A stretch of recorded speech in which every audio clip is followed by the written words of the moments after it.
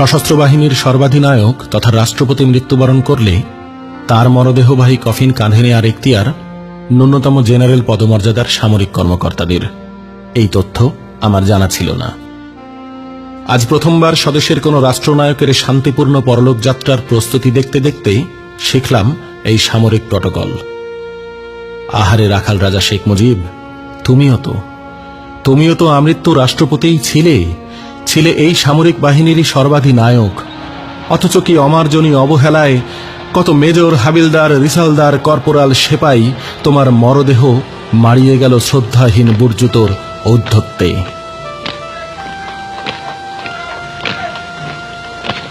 জাতীয় পতাকার আচ্ছাদন জোটেনি তোমার। বাংলার মানুষের প্রতি শ্যাওলা ধরা জমাট বিশ্বাসে সবুজ তোমার বুকে অবিশ্বাসী বুলেটের ক্ষত থেকে ঝরা রক্তই এঁকে দিয়েছিল জায়নামাজের মতো পবিত্র সে পতাকা। এক অগ্নিঝরা বিকেলে তুমি আঙুল উঁচিয়ে বলেছিলে, আমার পয়সা দিয়ে অস্ত্র কিনেছি ওই শত্রু আক্রমণ থেকে দেশকে রক্ষা করার জন্য। অথচ সে অস্ত্রই কে নির্মম কৃতজ্ঞতায় নির্বিকার গুলি ছুড়েছিল এই বঙ্গেরই শ্রেষ্ঠতম বন্ধুর বুকে। স্বর্ণখচিত কারুকার্যময় কফিন না, দাগী আসামিদের মতো নিতান্তই অবহেলায় তোমার মৃতদেহ নিয়ে যাওয়া হয়েছিল জন্মভূমি টুঙ্গিপাড়ায়। উচ্চকিত সাইরেন আর লাল নীল আলোর সংকেতে সতর্ক প্রহরা নয় কোনো বিদায়ী সামরিক প্রটোকল। আমাদের কাছে তো তুমিই ছিলে দেশ, স্বাধীনতা, সার্বভৌমত্ব, গণতন্ত্র। মুজিব মানেই যে রাষ্ট্র, তোমার বুকে বিদ্ধ প্রথম বুলেটে সে রাষ্ট্রই নিহত হল সর্বাগ্রে। তাই রাষ্ট্রীয় মর্যাদা এই শব্দবন্ধটি নিজেই যেন অমর্যাদায় ভুলুণ্ঠিত। আর তোমার মরদেহ আকাশে উড়াল দিল সামরিক হেলিকপ্টারের শীতল ধাতব মেঝেতে শুয়ে।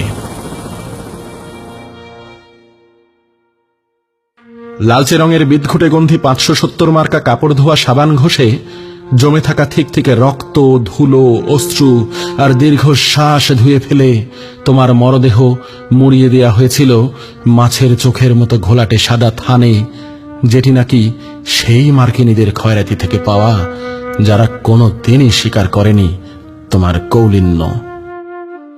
তারপর তারা তোমার মরদেহ নামিয়ে দিল গোরখদকের অশ্রুসিক্ত আপাত তাৎপর্যহীন চৌকো কবরটিতে।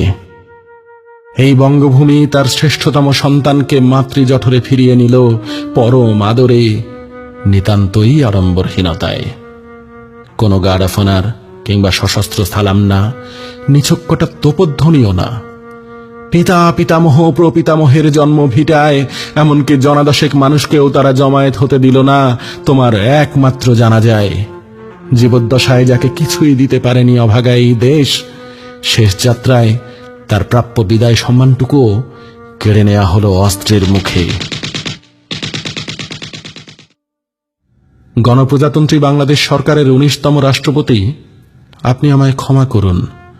কেননা টিভির পর্দায় সর্বোচ্চ রাষ্ট্রীয় শ্রদ্ধা আর চৌকস সামরিক তৎপরতায় আপনার অন্তিম শয্যায় শায়িত হওয়ার আনুষ্ঠানিকতা দেখতে দেখতে আমি আপনার শেষ যাত্রার সঙ্গী হতে পারিনি। আমি এমনকি ভুলে গিয়েছি আপনাকে বিদায় সম্ভাষণ জানাতেও, কারণ আমার তখন শুধুই মনে পড়েছে আপনারই দীক্ষাগুরু, আমৃত্যু শ্রদ্ধাভাজন অগ্রজ আর আমাদের চিরবঞ্চিত পিতা বঙ্গবন্ধুর কথা।